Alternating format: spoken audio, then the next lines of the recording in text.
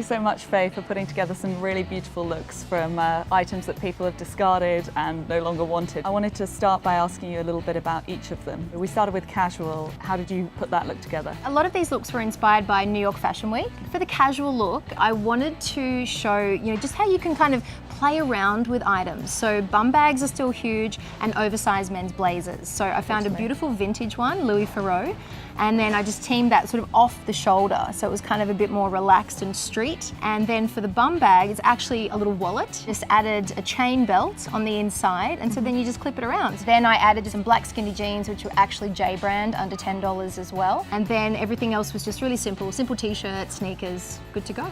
Fantastic. The smart casual look, how did you put that together? The smart casual look was inspired by the Zimmerman runway. Their theme this year was espionage. So kind of like, cool, stylish spy. And what I noticed on the runway in their show a lot was berets, scarves, roll necks and bows.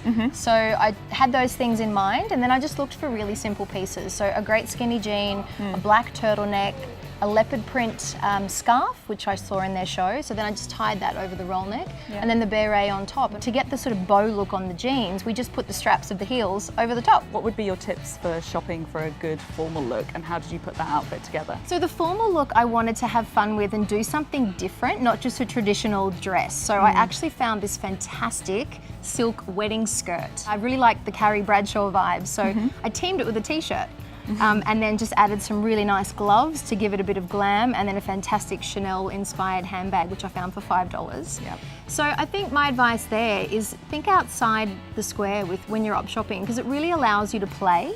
And just because it's a wedding skirt doesn't mean it has to be worn to a wedding. The cocktail look was a big hit. Beautiful blue dress. How did you put that outfit together? That was such a find. We actually just found that kind of just hanging out almost on the floor in the dress section. And I'd just been looking at all the runway shows, and there was a dress that was pretty much the same in electric blue, one-shouldered, one earring. So we grabbed that dress and it was a perfect fit. And then in the show, they actually had like thigh-high boots, but we just used an opaque stocking and heels. And then I added a simple ribbon to emulate the photo, secured with a brooch. And lastly, we had the office look, which was also a big favorite. How did you get that one together? Yeah, I love the office look. It's so chic. The snakeskin set is actually a two-piece. It's a pencil skirt and a slightly midriff top. That one was $8.50, but it was half price, so we got it for $4. So what we did was, to give it more of a winter look, we added a beautiful white corset belt. From the trench coat, we took the belt and put that around the corset belt to give it a really interesting texture and layer. And then just simple accessories, a chic pointy toe shoe,